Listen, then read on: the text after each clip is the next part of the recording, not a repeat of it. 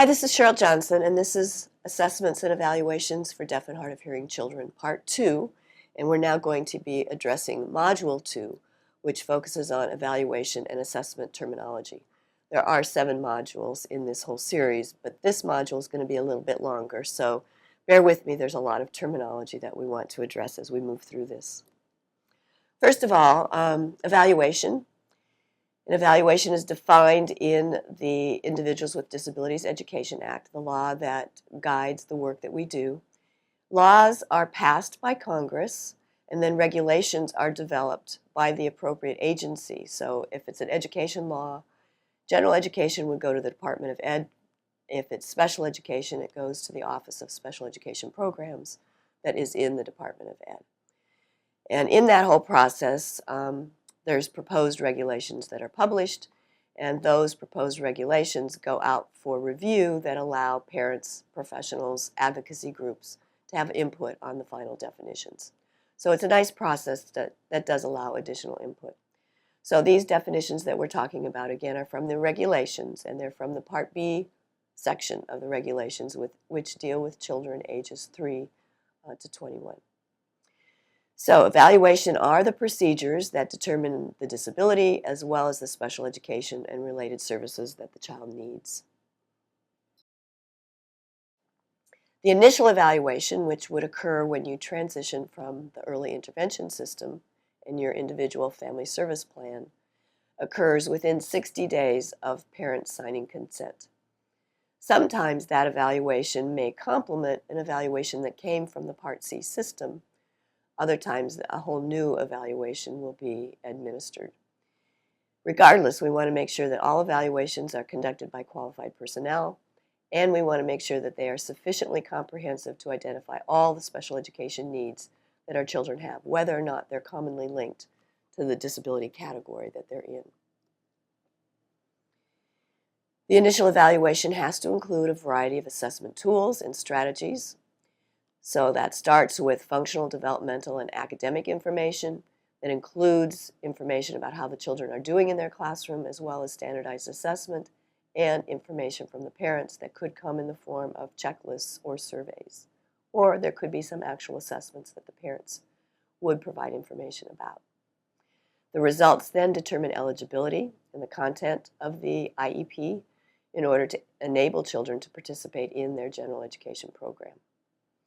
No single measure can be used as a sole criterion, so it has to be multidisciplinary. The assessment instruments must be technically sound and accurately reflect the child's aptitude or performance level rather than reflecting their impaired sensory, manual, or speaking skills.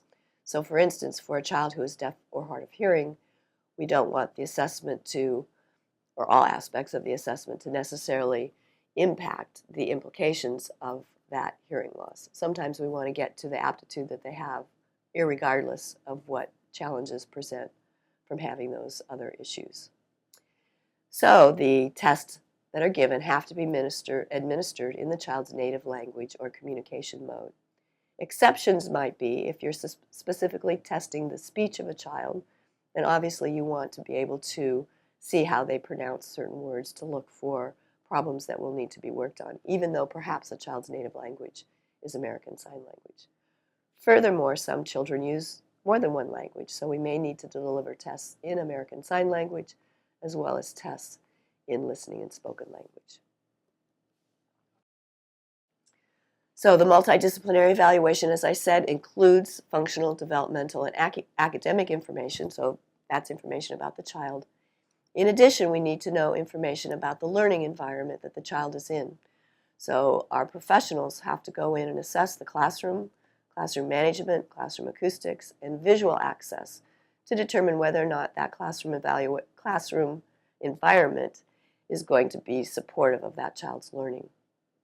It also includes parent and family perspectives, a review of any records or medical records or any other relevant sources that might exist, and for children who are transitioning out of high school into post-secondary education or work employment settings, there are special assessment instruments that occur as part of that transition process.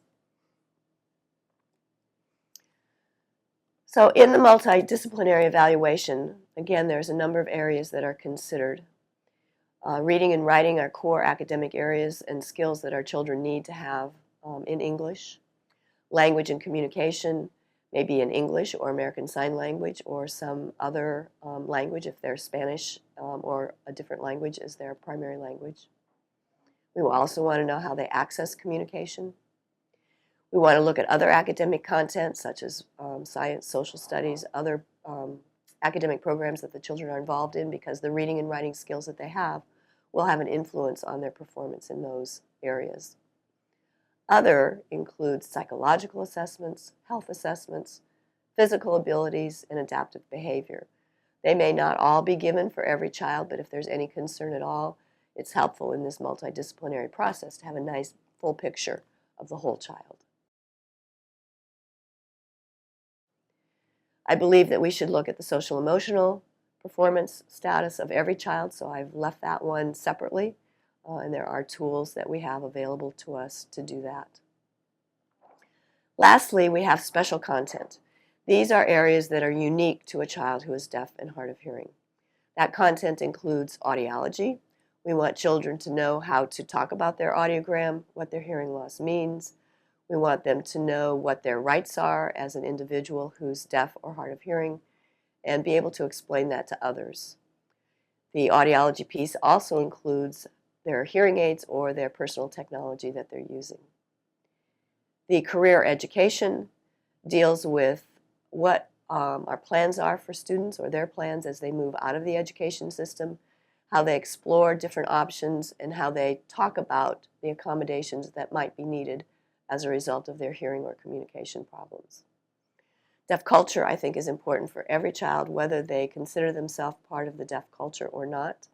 I think it's important that they learn and understand what deaf culture is, prominent persons among the deaf culture, and be able to decide for themselves kind of where they fit. And I think this is a real important step to help with self-identity. And even our children who are not deaf, if they're hard of hearing and don't consider themselves deaf, they really need to understand deaf culture, because indeed that may change. Their viewpoint might change once they understand what deaf culture is. Listening and speaking is probably tied more to language and communication, but for children who choose that mode of communication, we need specific assessment and programming to develop listening and speaking skills. Lastly, self-determination and advocacy is important for all children, but we want our children to be able to develop personal responsibility for their actions, for what they need, and be able to advocate for those appropriately. Another part of evaluation, we've talked about the initial evaluation. Sometimes parents don't agree with the school's evaluation, and they have a right to an independent educational evaluation. There's only one IEE that's allowed per evaluation period, which is usually every 3 years, but that could change depending on the agreement with the school. The school has to provide information to the parents when an IEE is requested, and the school does not have to, or the parents don't have to tell the school why they're asking for that IEE. It must be conducted by a qualified examiner that's not employed by the school, however. And it must be provided at no cost to parents. So the only caveat there would be if the school has completed a due process hearing that ruled the school's evaluation is appropriate, then the school would not have to go on and provide an independent educational evaluation. But I believe this is something that parents need to certainly be aware of.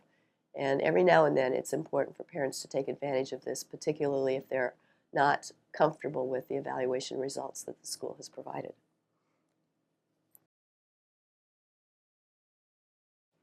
Lastly, if parents obtain an IEE independently, the school has to consider the results only if it meets the school criteria with respect to qualified provider and other aspects of assessment. They don't have to abide by that independent evaluation unless they help the parents arrange it. So again, if it's independently done by the parent, the school is only obligated to consider the results of that evaluation. So it's important to go through the school when you request an IEE. The next type of evaluation is reevaluation.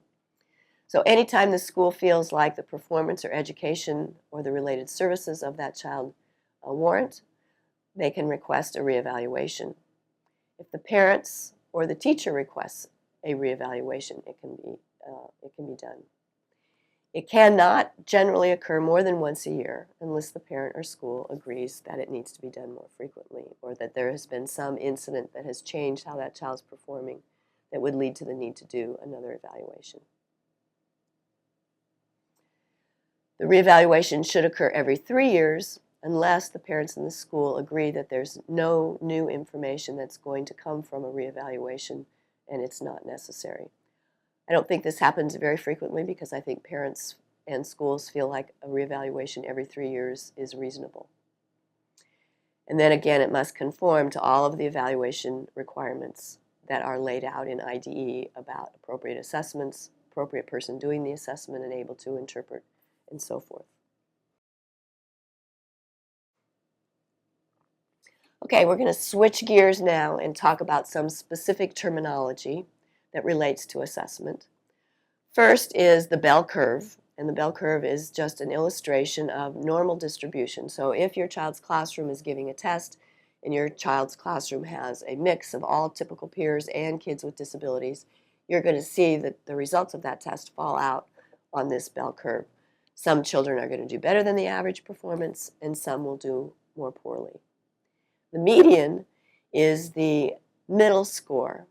So if your tests are, so they're on a scale of 0 to 100, the median would be 50. So that's the middle score based on the distribution that you would have. We also look at standard deviations. So on this slide, you'll see that there's a +1, +2, +3, +4, and then minus numbers representing how far away from the mean, the average, a child is performing. Generally, +2 to -2 are considered within the normal range. If we're more than 2 standard deviations above the mean or below the mean, then they would indicate exceptional skills. Another aspect of this is percentile. And often on tests, you'll see that child scoring at the 84th percentile. That means that 84% of children are scoring at that point or below. And then roughly 16% would be scoring better. So the percentile rank is a really easy way to put these results into the perspective of how all of the children are performing. And the percentile rank and cumulative percentage are all equal. Some other terminology. The mean is the average of the scores. So you may have several tests that your child gives as a subset of a particular test, and you may average all of the scores in that group of tests in order to come up with a mean or average performance for that. IQ testing is one example of how that happens because there's many subtests that are then averaged to give you a mean for each of the areas that are assessed. The raw score is the number of items that are scored correct on any test. The child gets 50 items and they get 15 correct, 15 would be the raw score.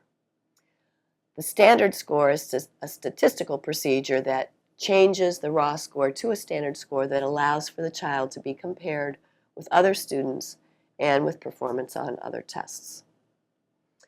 The scaled score is also oftentimes reported, and that's a score that's adjusted that reflects the performance of a sample group. So you may have a whole class taking a test, but then you have a sample group of how deaf and hard of hearing children do on that particular assessment.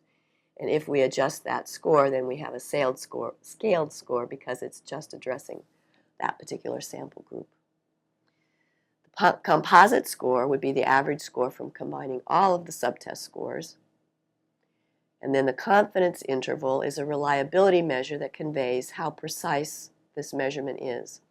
A 90% confidence interval means that 90% of the time, persons with this score will fall into this confidence interval range. I want to say just one more thing about composite scores. Composite scores that combine individual subtest scores may overlook individual deficiencies that a child has in a particular area. So while you can do composite scores, I think it's important to look at performance on each one of the subtests of the individual tests that are given so that you have a better understanding of how that child's doing, where their strengths are, and where their needs are. Just a few more terms. Grade equivalent would be the grade that corresponds to a particular test score. So if your child has a standard score of 50, the grade equivalent probably is the grade that they're in, which would be whatever that is. If their chronological age is 3.5, grade equivalent on that test is 3.5, then they're performing at their chronological age. An chronological level. Age equivalent is different because it estimates the age level, not the grade level. So if a child is 8 years, 5 months old, and the test illustrates they're performing at 9 years, they're performing above their chronological age. So there's grade equivalents and age equivalents that are used in various tests. Tests can be norm referenced or criterion referenced. Norm reference tests are based on standardization of a whole group. So like your bell curve, you have a range of abilities so that you get that normal bell curve. Whereas criterion reference tests compare scores to a particular performance standard. Many times in testing, we want kids to perform 90 to 100% to get an A, maybe 80 to 89% to get a B. That would be a criterion reference test because we're looking at a certain mastery level rather than the bell curve. The last type of test is a curriculum-based measurement. These are often a bit more informal tests that are used for monitoring progress, that are taken at intervals that could be daily, weekly, monthly, to look at what kind of progress a child's making towards meeting the goal that's been set out. These are very critical to plan for instruction so that we can immediately make changes in instruction if a child's not making the progress that we anticipate. Here's a sample of a test on an elementary age student. This is the receptive one-word picture vocabulary test. And in a report, you may see language that sounds like this. This test is a norm reference test which provides an assessment of receptive vocabulary. The test measured the student's ability to understand the meaning of single words. The student was given a word and asked to point to a picture that best goes with the word. The average range for the standard score on this test is 85 to 115, which puts the student solidly within the average range with a standard score of 107. The following table outlines the student's receptive vocabulary scores. So here they have a raw score of 132, the actual number that they had right. That's turned into a standard score of 107, which is right in the middle of that 90% confidence interval and yields a percentile rank of 68th, or the 68th percentile.